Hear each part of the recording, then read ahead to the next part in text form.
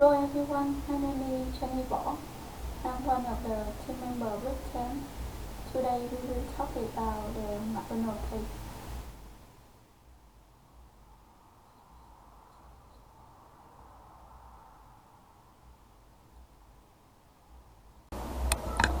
As everyone knows, McDonald's is one of the world's largest restaurant chains.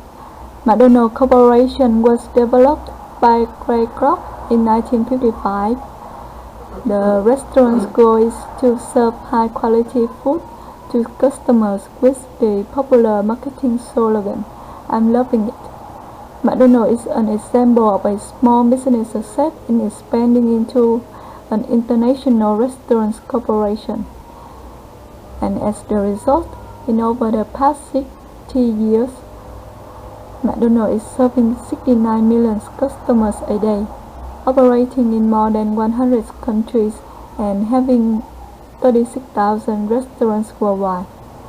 However, time passed and everything is changing. McDonald's today is facing headwinds.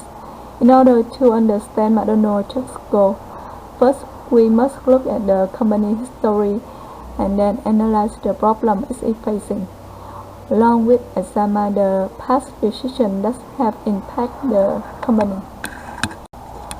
The first restaurants were opened by two brothers, Maurice and Richard McDonald, in 1940.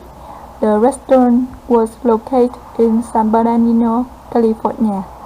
This restaurant is not like the McDonald's today. The restaurant was named Barbecue and served barbecue beef, ham sandwiches, pork sandwiches, French fries, and many more food items.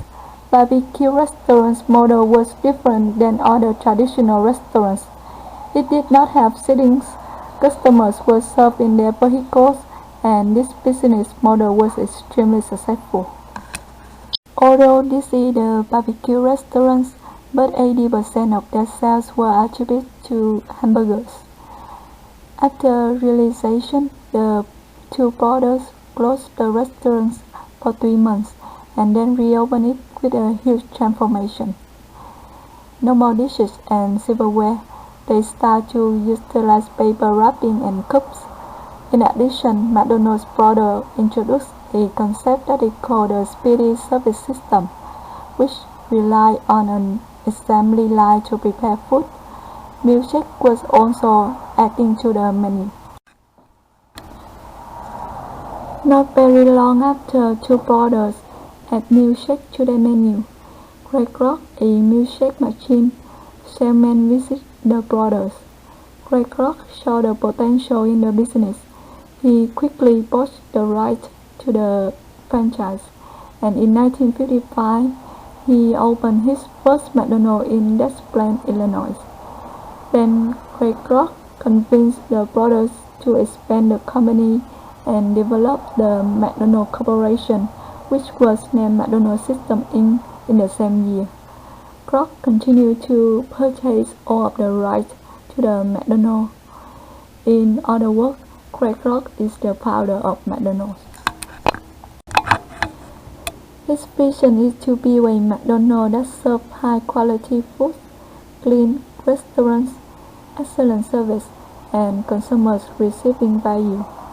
In order to make the company grow stronger and achieve the goal, he knew he needed to craft a strong relationship between McDonald's franchises, suppliers, and employees. The company's success credit largely to this core value. However, today McDonald's is straying away from this core value and facing many problems. Hey everyone, this is Jordan Zill. Today I'll be talking about the many problems that McDonald's faces today in the current market, as well as the implications of these problems in the future for McDonald's. Thank you. Okay, so to start off, let's talk about the food quality. In recent years, McDonald's has been discovering that the quality of their food has been slowly declining over the years. As they have expanded into international borders, a lot of the food has been suffering from a quality control to the point where a lot of people are receiving spoiled meat and even just like bad tasting food in general. The infamous pink slime, as some of you may remember in the media, is one of these option or items. It's this pink goop that was used in chicken nuggets overseas for a long period of time.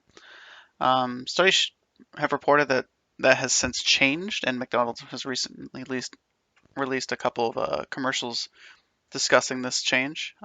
But that still doesn't change the fact that McDonald's had a problem in the past with their food quality. All right, now I'd like to discuss the issue that McDonald's has with pricing. In recent years, McDonald's has increased their price of many of their food items over time.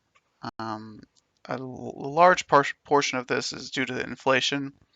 You know, as goods become more and more aged and money keeps growing, the price of goods has to rise to meet the long-term diminishing value of money. However, for the longest time, McDonald's has always had a slogan of fast food at affordable prices. They have not changed their menu and options to really equate for the difference between inflation and the rising prices. And in the future, if they implement better quality food, which might be necessary action, then the pricing begins to climb even higher and higher over time, allowing for even higher prices than they have now. Easily one of the biggest problems that McDonald's faces today is the health concerns. McDonald's has notoriously held the reputation for being one of the more unhealthy places that a family could go and get meals for the day. Um, it's always been seen as the kind of the reason that America is so unhealthy and so overweight and so in such a nation of a young mortality rate. This is largely due to the popularity of a documentary entitled "Super Size Me," in which the producer of the video consumed nothing but McDonald's menu items 3 times a day over the course of 1 month, and the side effects were pretty brutal. It took him a strict diet and an exercise plan of about 14 to 15 months to reverse the all of the side effects from doing so. Another problem, but a little bit more minor, are the scandals that McDonald's has recently been facing. Since McDonald's is a large corporation with branches all across the world, some restaurants do face some number of scandals or issues or health concerns in various degrees. Since McDonald's does franchise out all of its restaurants, a large portion of the restaurants are not specifically owned by McDonald's employees, rather than people who McDonald's has hired to run their restaurants. For instance, in China, uh, their restaurant purchased a large amount of spoiled meat and served it to some number of customers. In Japan, a customer found a piece of a vinyl record in his meat, which caused a nationwide recall of that particular meat in Japan. And even in Russia, 9 restaurants were closed due to serving meat deemed unfit for human consumption by the Russian government. So a lot of unnecessary scandals plaguing the international McDonald's restaurants. And probably the last but most important problem that McDonald's faces is public image. A little bit of what I talked about earlier, Super Size Me. Again, McDonald's is still suffering from the backlash that that documentary had. Um, the, the the documentary was produced honestly and truthfully, and McDonald's even recognized in the video that a person who goes to McDonald's 2 to 3 times a week is considered to eat an excessive amount of McDonald's food. They would actually not recommend it. And the other large documentary or news story that McDonald's faced was a news story entitled, or a legal battle entitled Hot Coffee, in which a lady had ordered a coffee from McDonald's and the cup was not securely fit The lid was not securely fit on the cup, which caused the coffee to spill out into the lady's lap. She was holding the cup in between her lap, and all of the coffee poured onto her, causing immediate second-degree burns, and she was hospitalized for a large majority of the time. So that's actually why you see the little label, caution, contents may be hot, across the top of all McDonald's coffee cups, was because of that case. It just really did not help McDonald's public image, even more so after Super Size Me, and McDonald's has been still trying to recover from that too as well. Hello, my name is James Vandenberg and I'm a representative from 3Js like Jordan and Jenny. Today I will be exploring the ideas we've developed together as an organization to help solve McDonald's issues. The first idea that we wish to present has to do with improving quality, certainly something very important to the McDonald's organization. So what we would like to start with is surveying our customers, find out what they desire. How do they think McDonald's can improve? What food do they enjoy? Which food do they not prefer? Is there any issues with the taste or the quality, the service, and the speed in which they receive service? McDonald's was founded on the principles of quality, so we'd also like to suggest revisiting the training program and strengthen it. McDonald's as an organization will need to fund retraining of all employees and managers. This will reinforce McDonald's quality commitment.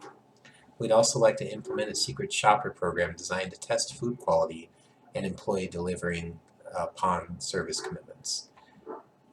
To encourage and reinforce this newfound quality-centric desire the company has set in terms of expectations for quality, we'll have to create an environment where franchisees and restaurants receive incentive for meeting these quality goals. On the opposite end, there will be some ramifications for not meeting quality expectations.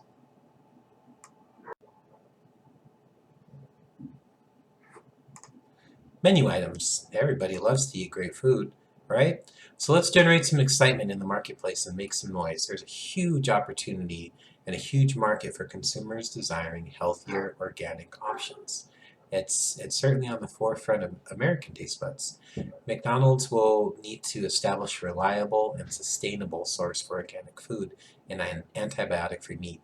As Chipotle showed us when they had to stop serving carnitas, it's important to have a partner, supplier, that will meet those expectations that you have as a company in order to deliver upon that service commitment and quality commitment to customers. These menu selections should be available for children and adults alike, and of course will be certainly tasty.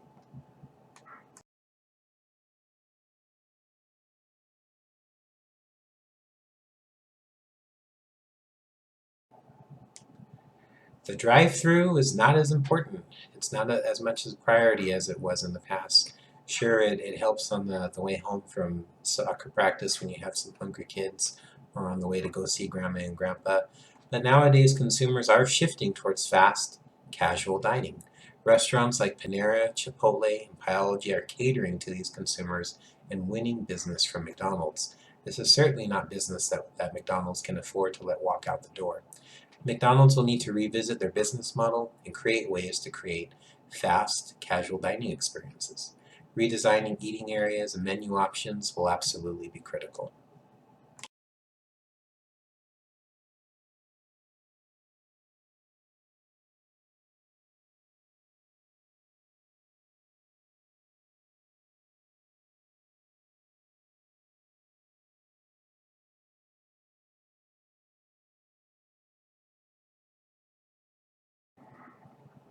The old adage is customers want choices. They no longer want to just order their supersized #1 menu meal. Consumers are becoming more health conscious. At the same time, they enjoy customizing their meal. Perhaps a burger with Swiss cheese, mustard, and grilled onions are in order. The next day, perhaps the customer is in the mood for a small Jack Cheddar cheese cheeseburger with a half order of French fries. Give customers what they want, and they will come. We can guarantee that.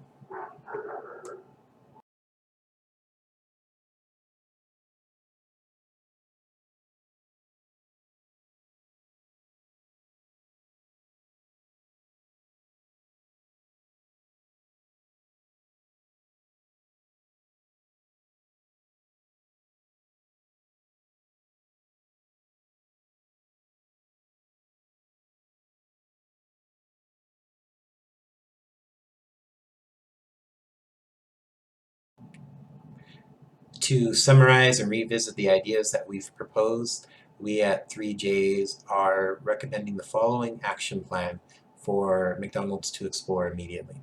Study organic and customizable, healthier food options. Arrange a reliable and sustainable source of organic and antibiotic-free food. Set expectations with franchisees and restaurants with respect to meeting and exceeding quality expectations. Advertise health benefits and measure success in 3, 6, and 12-month intervals.